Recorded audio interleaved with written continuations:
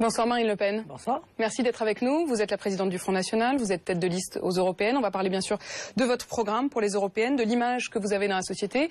Vous connaissez les règles du jeu, on est ensemble jusqu'à 20 h. Je vais d'abord vous interroger pendant cette première demi-heure sur l'actualité politique, sur votre programme. C'est ensuite Edwige Chevrillon de BFM Business qui viendra nous rejoindre, BFM Business, où vous pouvez nous écouter en direct sur BFM Radio et nous revoir ce soir côté BFM Business télé à partir de 22 h. Elle vous interrogera notamment sur la question de la sortie de l'euro, qui est un des cœurs au cœur de votre programme des Européennes. C'est ensuite Anna Cabana, grand reporter au journal Le Point, qui viendra interroger la cohérence de votre parcours. François Hollande a fait 2 interventions cette semaine sur l'Europe, sur la commémoration de l'esclavage, et dans les 2 cas, il vous attaque de front, il cible le Front National. Alors d'abord, dans sa tribune sur l'Europe, il dit, je cite, « En France même, des forces cherchent à défaire l'Europe en spéculant sur la déception, en misant sur le découragement, en exhumant les peurs. Ceux-là se prétendent patriotes, ils ne croient plus à la France. » Est-ce que vous vous reconnaissez? Est-ce que c'est vous qui le ciblez? Oui, bien sûr, c'est nous qui le cible. Comme tous les autres d'ailleurs. Il ne fait pas preuve d'une grande imagination. Le moins qu'on puisse dire, c'est que l'ensemble de cette campagne européenne consiste à taper sur le Front National. Sans d'ailleurs parler des problèmes concrets des Français. Le président de la République ne le fait pas non plus. Il ne parle pas de la concurrence internationale déloyale, il ne parle pas de l'immigration massive à cause de l'ouverture des frontières. Il parle des doutes. Il ne parle pas. Non, il ne parle pas. Il est dans... Voilà l'enfilade de traditionnelle, d'incantation. Ça ne vous a pas convaincu, quoi. L'Europe, c'est la paix, etc. On est dans l'incantation. Mais dès qu'il s'agit de parler concrètement de ce que vivent les Français au quotidien, qui est la conséquence de l'Union européenne, ou plutôt la conséquence de la soumission de cela à l'Union européenne, il n'y a plus personne. Et François Hollande n'évoque pas le chômage, il n'évoque pas l'effondrement du pouvoir d'achat. Il dit justement, l'Union européenne peine à convaincre sur les questions justement de baisse du chômage. Oui, d'accord. Il ne parle pas de l'euro, il ne parle pas de la concurrence, il ne parle de rien de tout cela. Nous, on va en parler. Et je pense que c'est un immense aveu, en réalité, d'impuissance de la part du président de la République. C'est un aveu d'impuissance? Tout à fait. C'est un immense aveu d'impuissance. C'est aussi la démonstration que le système est en panique. Le système est en train de paniquer parce que avant tout était sous contrôle. C'est le système de la caste politique, médiatique, la caste d'experts qui sont en permanence sur les plateaux de télévision. Vous les connaissez bien. Vous passez votre vie à les inviter et qui sont les défenseurs d'un système dont on voit bien aujourd'hui qu'il défend les intérêts des marchés financiers, des banques, de la caste en question, mais qui va à l'encontre de l'intérêt du peuple français. Voilà, ça me paraît extrêmement clair. On va revenir dans les détails. Je voudrais juste quand même, dans cette phrase de François Hollande, il dit vous spéculez sur le découragement, vous exhumez les peurs. Non mais les Français ont une réticence absolue à l'égard de l'Union européenne. Vous croyez que ça leur est tombé dessus comme ça? Vous croyez que c'est à cause de moi?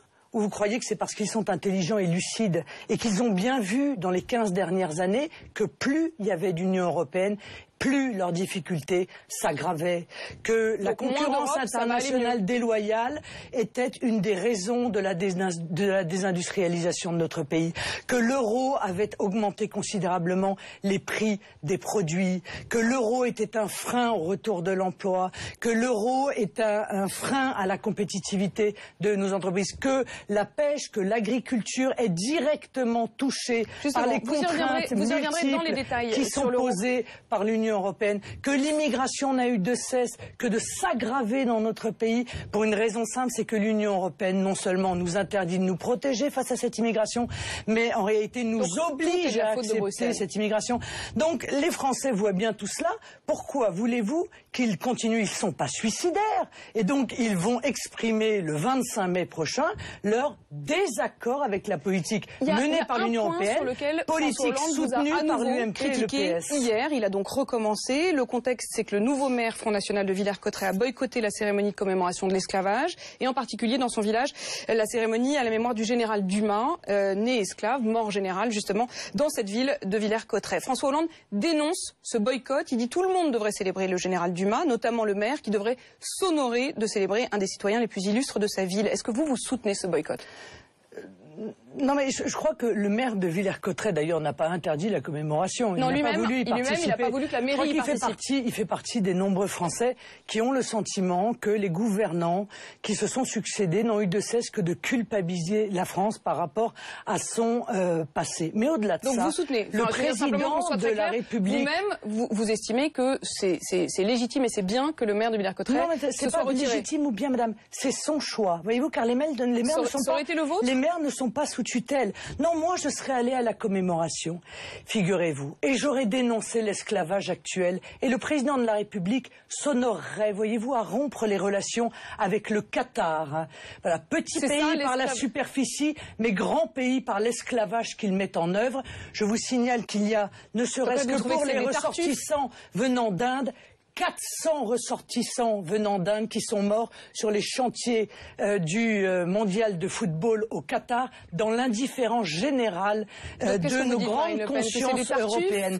Eh bien, le président de la République devrait s'attaquer à l'esclavage aujourd'hui, car il est bien de travailler le devoir de mémoire pour hier, mais pas si l'on est aveugle sur l'esclavage d'aujourd'hui. Alors voilà, il donne des leçons d'honneur, eh bien je lui en renvoie bien volontiers. À François Hollande, donc. À François Hollande, tout à fait. Manuel Valls, le Premier ministre, en a rajouté lui aussi une couche. Il dit se soustraire à cette exigence donc de mémoire, c'est non seulement une faute, un manquement très grave, c'est au fond dire qu'on n'aime pas la France. Vous n'aimez pas la France? Écoutez, monsieur Manuel Valls n'a pas de leçon d'amour de la France à me donner. Pourquoi il n'aime pas la France, lui? Parce que cet homme est le mandataire liquidateur de la France nommé par Bruxelles. C'est le grand équarrisseur qui est en train... Oui, le grand équarrisseur de la France, oui, qui est en train de vendre la France à la découpe. À toi, un petit bout au Qatar, un petit bout à l'Allemagne, un petit bout aux États-Unis, un petit bout à l'Union européenne. Alors je vais vous dire une chose. Vous dites que solennellement, Manuel Valls sera le pire Premier ministre que la Ve République ait connu. Vous m'entendez? Ce sera le pire Premier ministre. Expliquez-vous, en quoi? Parce qu'il va contribuer à terminer le travail qui a commencé sous ses prédécesseurs, c'est-à-dire le travail de dilution, encore une fois, d'équarrissage de notre pays. Cet homme est un pur produit du système. D'ailleurs, il se moque des Français. La réalité, elle est là.